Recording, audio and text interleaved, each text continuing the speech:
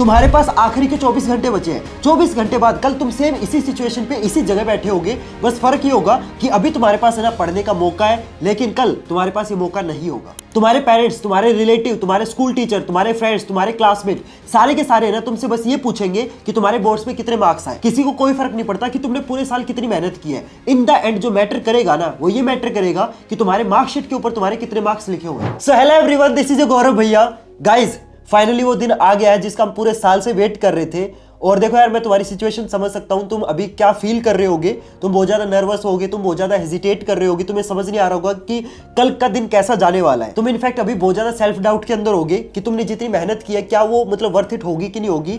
ये सारे के सारे क्वेश्चन अभी तुम्हारे दिमाग में चल रहे होंगे। I can totally understand it. और ऐसा मत सोचो कि सिर्फ तुम फील कर रहे हो। ये जो चीज तुम अभी फील कर रहे हो ना, ये बहुत ही नॉर्मल है। अगर तुम ये फील नहीं कर रहे हो ना तो वो चीज एबनॉर्मल है। अगर तुम फील कर रहे हो तो नॉर्मल है। और इनफैक्ट जब मैं 10th क्लास में था ना तो मेरा भी यही एग्जैक्टली सेम हाल था। और मैं तो इतना डरा हुआ था कि जब हम पेपर देने जाते हैं ना तो जो बस लेके जाती है ना एग्जाम सेंटर तक, तो मैं उस बस में भी ना सारी चीजें पढ़ रहा था, बार बार चीजें रिवाइज कर रहा था कि कोई चीज छूट ना जाए। तो मैं तुम्हारी सिचुएशन समझ सकता हूं, तो तुम डरो मत। अब इस वीडियो का ना सबसे इंपॉर्टेंट पार्ट बता रहा हूं, ध्यान से सुना, कुछ भी मिस मत करना। अब मैं आपको बताता हूं कि आपको ना कल का पेपर अटेम्प्ट कैसे करना है। देखो यार, आपकी लाइफ का पहला बोर्ड का एग्जाम है, ठीक है। तो आपको ना पहले से मेंटली प्रिपेयर होकर जाना है कि भाई मेरा पेपर इस तरीके से आने वाला है, इस फॉर्मेट में आएगा, इस पैटर्न में आएगा, इस तरीके से मार्किंग स्कीम होगी। ये आपको ऑलरेडी पता है, लेकिन उस पेपर को अटेम्प्ट कैसे करना है ना वो भी आपको पता होना चाहिए। वो मैं आपको बताऊंगा, ध्यान से सुनना।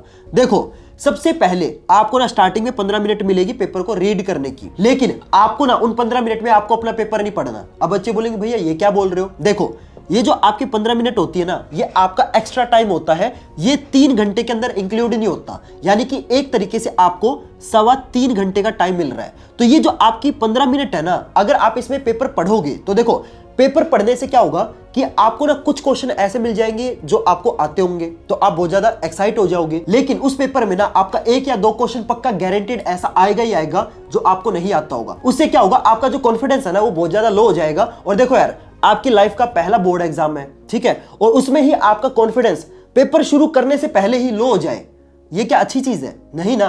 तो आपको क्या करना, स्टार्टिंग में आपको पेपर नहीं पढ़ना। तो ये जो आपके पास स्टार्टिंग में 15 मिनट है ना, इसमें आपको क्या करना है, जहां पे बाकी सारे बच्चे अपना पेपर रीड कर रहे होंगे, उस टाइम पेपर मिलते ही आपको पेपर रीड नहीं करना।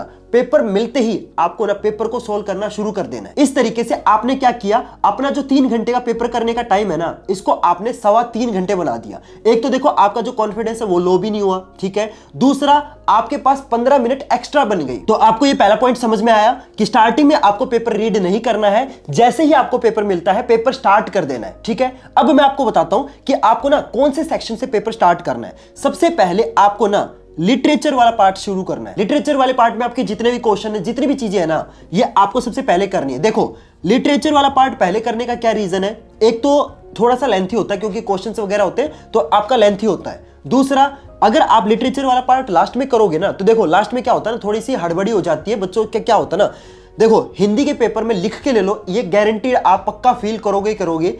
हिंदी के पेपर में क्या होता है, स्टार्टिंग में तो हम जोश में होते हैं, ठीक है, लिखते जाते हैं, लेकिन जैसे 2 घंटे आपके कंप्लीट होंगे ना, आपका जो हाथ है ना वो दर्द करने लग जाएगा। और लास्ट में क्या होगा कि आपके पास है ना टाइम तो रह जाएगा कम, ठीक है, और आपके पास पेपर बचा होगा इतना सारा।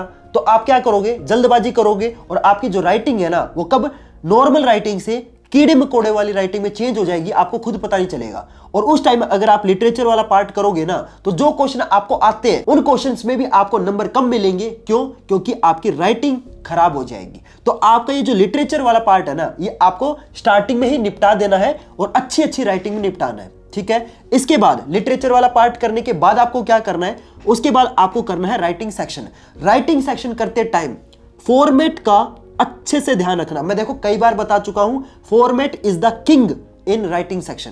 राइटिंग सेक्शन में जिस बच्चे का फॉर्मेट अच्छा है ना, ये मान के चलो वो 90% मार्क्स राइटिंग सेक्शन में वैसे स्कोर कर लेता है। तो राइटिंग सेक्शन में फॉर्मेट का अच्छे से ध्यान रखना। राइटिंग सेक्शन करने के बाद हम करेंगे अनसीन पैसेज, और अनसीन पैसेज के बाद हमें सबसे लास्ट में क्या करना है, सबसे लास्ट में हमें करनी है व्याकरण। और मैं आपको व्याकरण सबसे लास्ट में करने के लिए क्यों बोल रहा हूं, ध्यान से सुनना।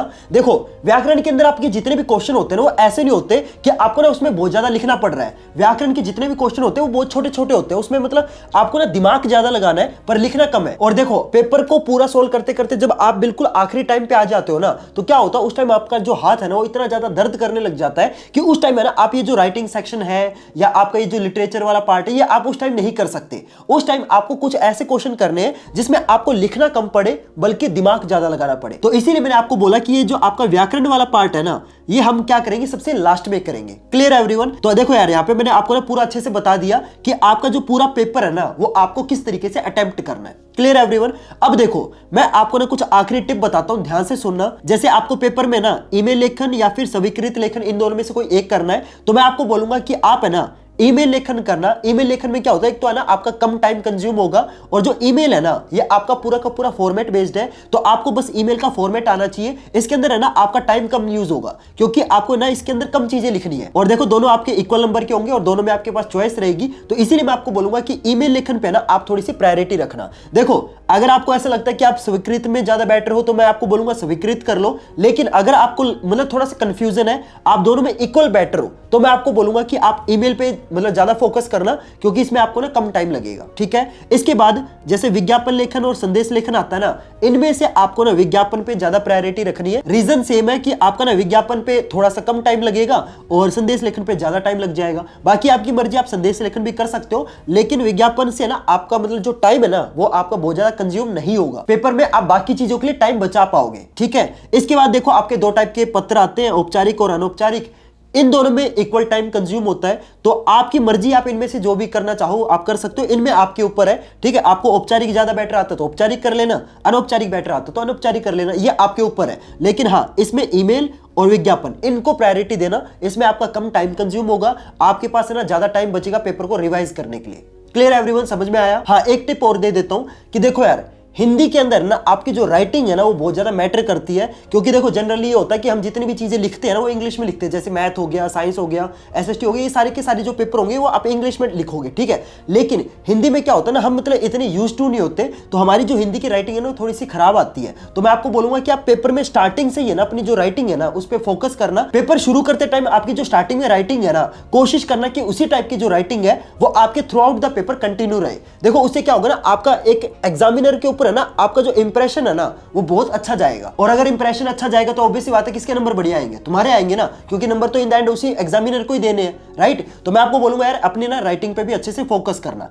Clear everyone? बाकी देखो यार आपने पूरे साल अच्छे से मेहनत की है और आपको पता है मेहनत कभी भी बेकार नहीं जाती, तो मैं ये विश नहीं करूंगा कि आपके अच्छे नंबर आए, मैं ये विश नहीं करूंगा कि आपके नंबर खराब आए, मैं बस ये विश करूंगा कि आपने जितनी मेहनत की है ना आपके उतने नंबर आए। और देखो यार कोई फर्क नहीं पड़ता तुम्हारे नंबर कितने आएंगे, तुम्हारा पेपर कैसा जाएगा, कोई फर्क नहीं पड़ता। ठीक है, कितने परसेंटेज आएंगे, नथिंग मैटर्स। एक चीज जो मैटर करती है ना वो बस ये है कि क्या तुमने अपना बेस्ट दिया। बस खुद से एक क्वेश्चन पूछो कि क्या तुमने अपना बेस्ट दिया। अगर इसका आंसर यस है तो तुम ऑलरेडी टॉपर बन चुके हो, और अगर इसका आंसर नो है तो आपको और भी मेहनत करने की जरूरत है। तो अपना बेस्ट दो, बाकी बेस्ट ऑफ लक, कल के लिए अच्छा जाएगा एग्जाम। ठीक है, अपने मम्मी पापा के पैर छू के जरूर जाना। तो चलो गाइस मिलते हैं फिर अगली वीडियो में नए टॉपिक के साथ, तब तक के लिए good bye and have a nice day.